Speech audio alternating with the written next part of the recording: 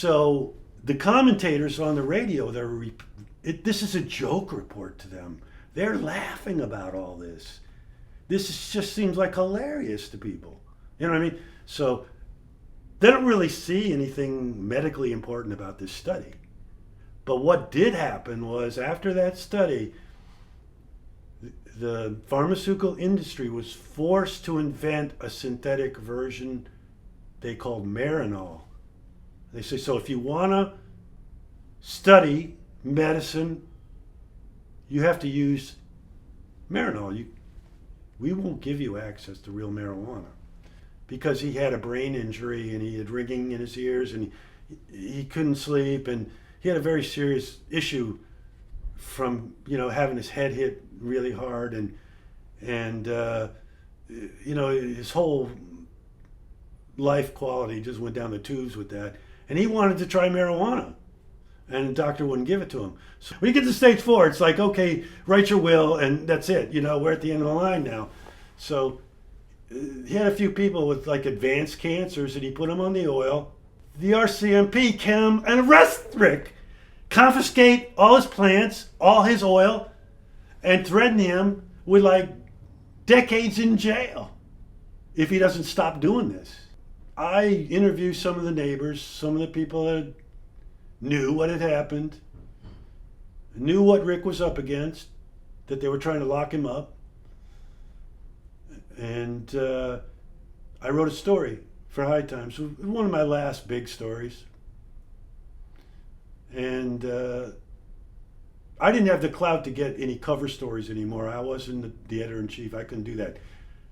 But I wrote this one, and then I wrote another story about the LSD poisoning of a town in France. These were big stories breaking big ground, both of them. And the marijuana movement got kind of down on me and for this Rick Simpson story. And in fact,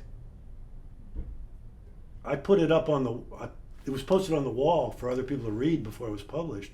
Somebody contacted Lester Grinspoon, who's a doctor from Harvard, who wrote the book on why marijuana should be used as medicine. He was like the most intelligent person on the subject, really.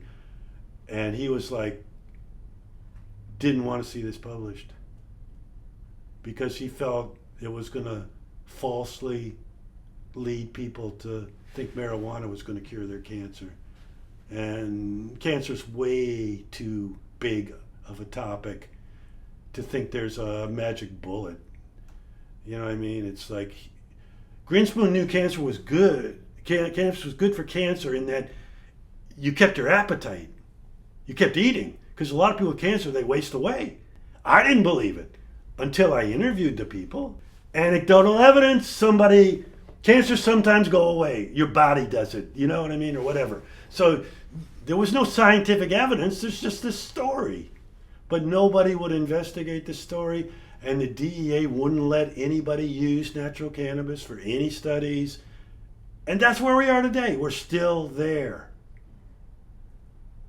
And when you think about all the millions of people that have died, they maybe could have tried it, but they didn't know about it.